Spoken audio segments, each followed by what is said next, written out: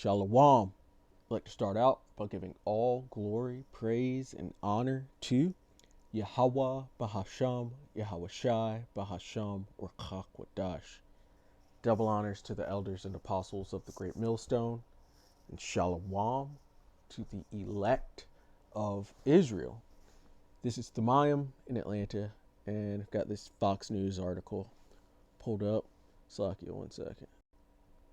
Alright, had to put it on Do Not Disturb. But I've got this Fox News article pulled up. Came out a few days ago, January 14th. And it's going into Benjamin Netanyahu.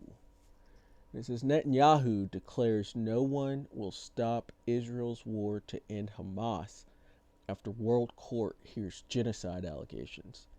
And so this war that they've got going on over in Gaza has gotten so out of hand that genocide allegations are actually coming up about it. And last time I saw the numbers, it was something they killed something like 10,000 children.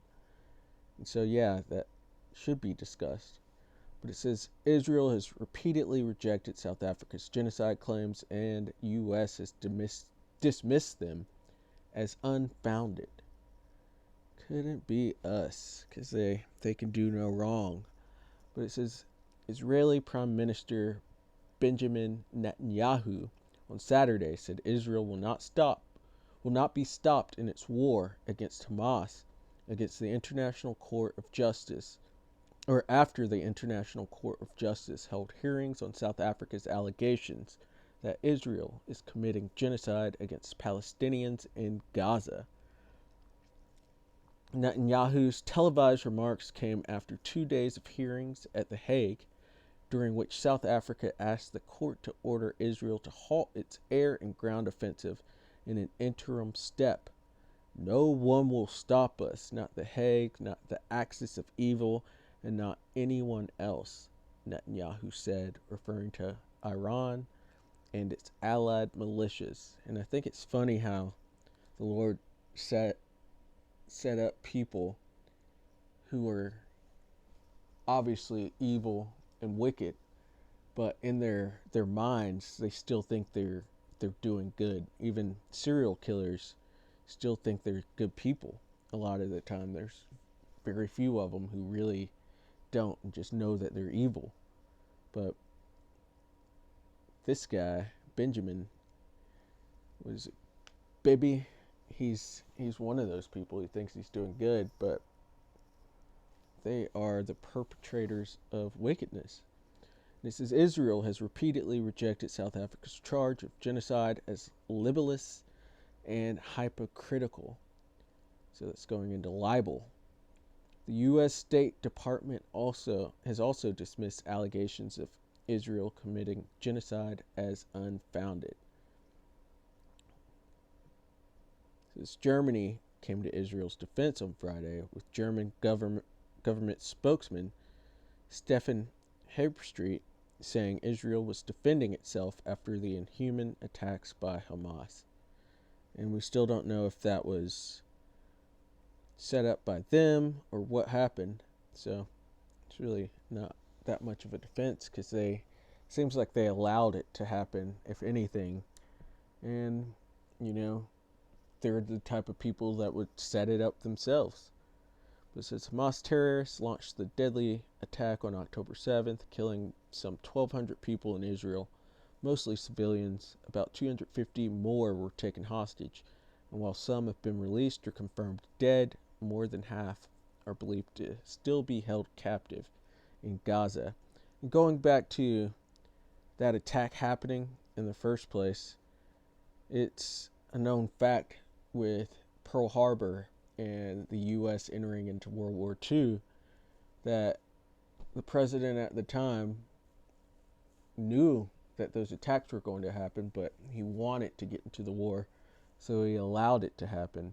And that could be really similar with this. They knew this was going to happen, because you consider their security systems and their spy networks, and there's no reason they should not have known that was going to happen.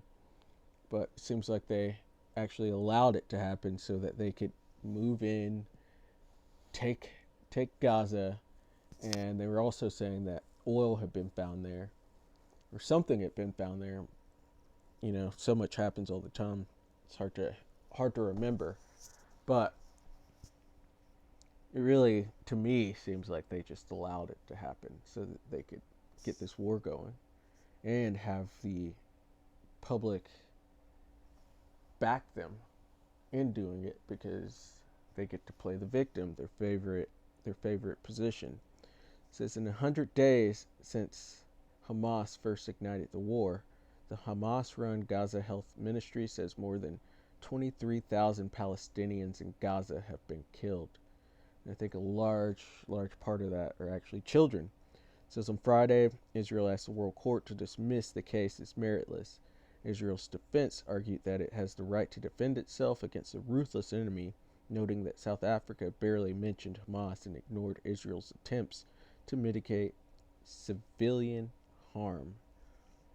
And so that's that. But the main point being the pride on this devil. He says no one will stop Israel's war. But Yahawah Wa Yahawashi can stop it. He's who will stop it. He's going to stop your entire reign on this planet. So Obadiah 1 and verse 2, verse 3, that was the first thing that popped into my mind when I read that. It says, behold, I have made thee small among the heathen. And that small is going into both population size and into significance. They are of no significance to the rest of the world at this point, because they're liars, they're frauds, they're always trying to play the victim, and they don't keep their word. They sign treaties and still expand. They're just not upright people. It says, thou art greatly despised. And they are completely despised. It's becoming more and more of a thing. Those tunnels not too long ago, just a few days ago, and they've tried to cover that up the best they could, but the world is starting to see who they truly are, and that is the Edomites. And in particular, that sector, those small hatters, those JJs, they come from the house of Amalek. And the Lord said he's going to have war with Amalek from generation to generation. So the Lord will end your war. It says, the pride of thine heart hath deceived thee. And that was that statement that Bibi made was a very prideful statement, especially for someone who's supposed to be a child of God, or of the people of the Most High. That was a extremely prideful statement. It says, thou that dwellest in the clefts of the rocks, Caucasians, whose habitation is high, that saith in his heart, who shall bring me down to the ground? And it's Yahawah Yahawashi. You will be brought down. You can't just be a fraud forever and push your lies throughout the earth, do the wicked things that they're doing, the polluting of the earth. It's not going to just continue. The Lord's going to bring you down. And so I pulled this up. It's in both chapters of Jeremiah 49 and 50. And the one in 49, Jeremiah 49 and 20 says, therefore hear the counsel of the Lord Yahawah, that he hath taken against Edom being the so-called Caucasians, including those small hatters. And it says, in his purposes that he hath purposed against the inhabitants of Teman. Surely the least of the flock shall draw them out. Least of the flock being those Amalekites, those small hatters, those 1948ers. They're going to draw the U.S. out and the rest of Edom to help fight their war, but the Lord's going to tear them down from there. It says, surely he shall make their habitations desolate with them. And then in Jeremiah 50 and 45, it says, therefore hear ye the counsel of the Lord Yahawah, that he hath taken against Babylon. So at first it said Edom, and now it's saying Babylon, because the two are connected. The nation of Edom runs this mystery Babylon, or Babylon the Great, this prophetic place that's spoken of in the scriptures. It's actually America. And when you look at America, who has run and set up the laws here, just look at the founding fathers and look at what they look like. Those are Edomites. And to this day, it's actually the small hatters that are really running the show. They've got the banking industry, they run the entertainment industry, including movies and music, and that's where you get all this wickedness that you see and hear in the music and in movies. That's, I'm sure a lot of brothers are started to wake up from seeing all those pyramids and eyes in movies and music videos. The small hatters run that stuff. They run the media, and so they can go out and say or put their people in a good light and put our people, the actual Israelites, the Negroes, the Latinos, and the Native Americans, into a poor light. They, even the tunnel incident that happened, I just saw an article saying, no, you didn't actually see baby beds and high chairs, even though I definitely saw that in that same room held by small hatters. Definitely saw that, but they can just run lies and run with it, and then the population just believes it because they're in charge right now. This is Esau's world, and as it says, Esau is the end of the world, and Jacob is the beginning of it that follows. So we're just waiting for Yahawah Yahawashi to bring these Edomites down and out of position, and to set up the nation of Israel at the top, all under Yahawashi and Yahawashi's kingdom. It says, in his purposes that he hath purposed against the land of the Chaldeans. Surely the least of the flock, those Amalekites, shall draw them out. Surely he shall make their habitation desolate with them. Because he's going to destroy that land. It will be built back up, but he's going to destroy that land and all those prideful people that are inhabiting it. And here's where he does. Ezekiel 38 and verse 18. And it shall come to pass at the same time when Gog being the Russians, shall come against the land of Israel. So against that land, against the Lord's land, saith the Lord power, that my fury shall come up in my face, because he is upset with those people. They are there eating kosher pork. They have what's called the biggest alphabet parade within the whole world in Tel Aviv. They call it Pink City. And the blood that's been spilled there just for them to establish this place without the Lord's authority, he's going to absolutely rock their world. He's angry, and he should be angry. Not to mention they also touched the apple of his eye.